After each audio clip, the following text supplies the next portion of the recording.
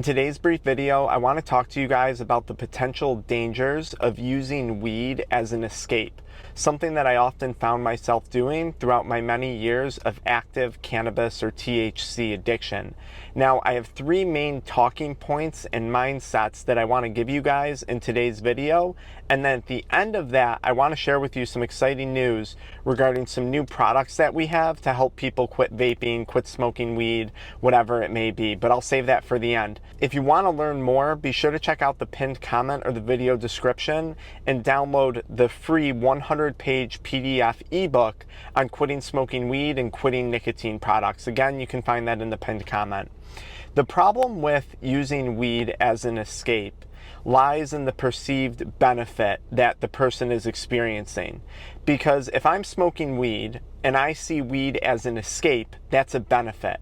And quitting something that has benefit to me is going to make for a very difficult process, because then I'm giving something up. I'm depriving myself of something that was perceived as beneficial. And I'm emphasizing the word perceived because what I found for myself and many people that we've worked with is that the idea of weed as an escape is often a perception issue versus an actual solution to escaping from something. And let me explain what I mean. I want you to take a moment and think about the reasons why you're quitting smoking weed. And most people are going to say, I want to quit for better health. I want to quit so I have more money in my bank account. I want to quit so I have freedom of my time, freedom of my thoughts, freedom from addiction. And what I would say to that person if they were to say, well, weed's an escape for me, is weed actually an escape? Because to me, if those are all problems that weed is causing, financial constraints, time constraints, mental clarity constraints, that to me, physical health problems or fear of physical health problems in the future, that to me sounds like a trap. That to me sounds like torture going through that process every day. And I can tell you when I was addicted to weed, it was torturous. So that's the first thing I want you to consider. Is weed actually an escape if you consider all the different scenarios that addiction and circumstances that addiction has put you in? Because to me, it looks a lot more like a trap. And it's funny how this trap works, because what happens if we have declining physical health, declining financial health, declining relationships, declining of our mental health from addiction? We become super stressed. And what happens when we're stressed if we smoke weed? We smoke more weed. So it's the opposite of an escape for many people. It's a trap. The second thing when it comes to weed as an escape is you can't necessarily pick and choose what it is you're escaping from. So let's say I'm having a really bad day at work, or let's say I'm going through some family health crisis or family issues, whatever the problem is. In theory, it would be nice to escape from those situations and take a mental break from that. And weed, to an extent, can provide that, right? You get high and it feels like your brain kind of unloads. But you can't pick and choose what you're escaping from. For me, in my addiction, and many people that relate to our channel, what I found happening was I would be at dinner with family, friends, an event that I wanted to be at, something that I enjoyed doing, and I would be thinking to myself, you know what? I just got to get out of here. I want to get home and smoke weed at night. I got to get out of here. I got to go hit my vape. I got to get out of this date with this girl that I'm enjoying being on a date on. I got to get out of here and go smoke. And what was happening was I was escaping, or I was now absent in the present moment, and it was no longer at my discretion. And that's what happens with addiction. We wind up escaping or becoming absent in moments or situations that we might want to be fully present for. But in addiction, when that addicted voice takes over, we don't get to pick and choose which situations we experience escapism and which situations we experience just an absence of ourselves. And I think that can be super dangerous. The third thing that I would say is this: it's often in the most challenging situations that we face that you want to be the most present. So if you're facing a dilemma at work, or if you're facing a health crisis in your family, that's, even though super challenging, that's when you want to be most present. At work, let's say, that's when you don't want to be procrastinating. That's when you don't want to be distracted by anything, i.e. smoking weed. You want to be addressing the situation head on, not procrastinating it, and bringing it to a resolve as quickly as possible. Because that's the only thing that's going to get you to escape from that pending situation. If it's a family matter, a health matter, you want to be fully present, not only for yourself, but for the people that rely on you, for the people that need your support, that need your presence, that need your help, that need your commitment. So I often find now in my sobriety that it's the most challenging things that I was looking to escape from where I actually needed to be the most present. I would say it's the good points in life. If you're on vacation, doing this, doing that, you don't really need to be totally present. It's not super demanding on the brain. There's not a lot that needs to be done.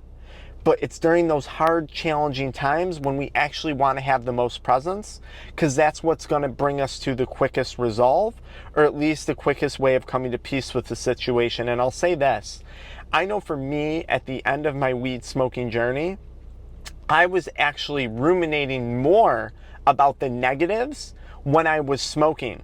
And that would especially carry over into the next day. Like I would wake up in just a frenzy, panicked about all these things going wrong in life. Because, my brain wasn't processing things properly because I was under the delusion of addiction. And I didn't have the ability to cope because of addiction. I was coping with drugs, and that eventually fails most people.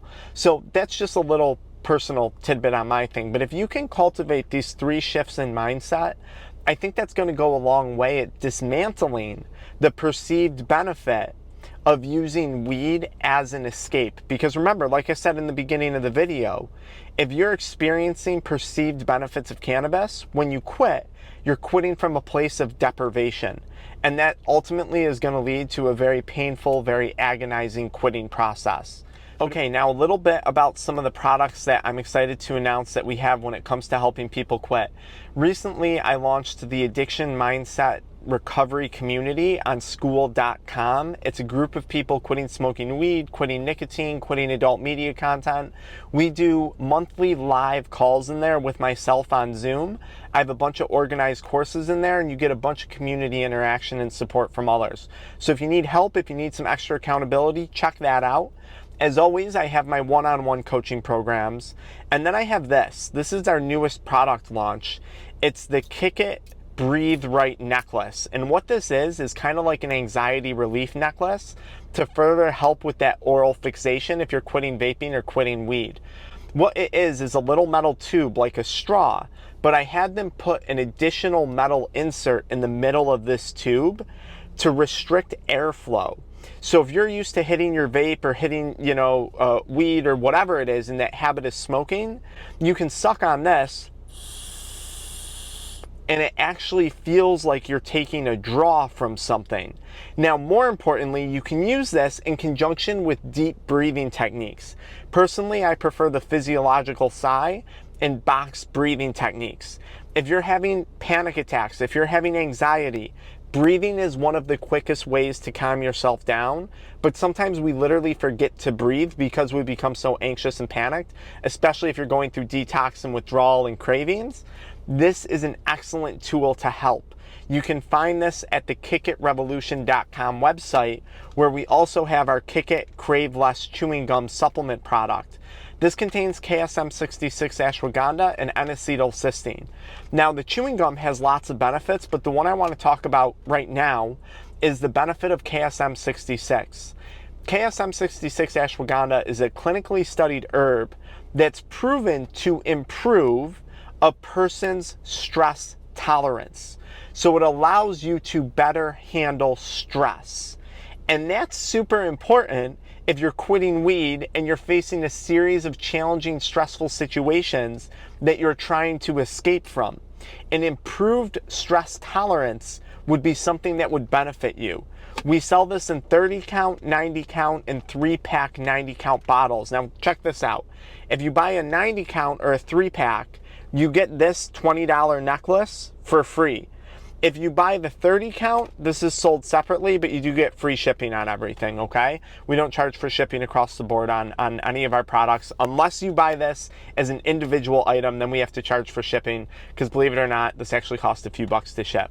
Now, here's the deal. If you need help quitting, check out our coaching, check out our school community, check out the supplement products. I'm trying to build out as many packages as I can for you guys to help you quit. Some people like supplements, some people like little tools, some people like communities, some people like one-on-one interaction, some people like our free 100-page PDF booklet on how to overcome weed and nicotine addiction. Totally free. You can download that in the pinned comment or the video description. That's enough for a lot of people to quit on their own.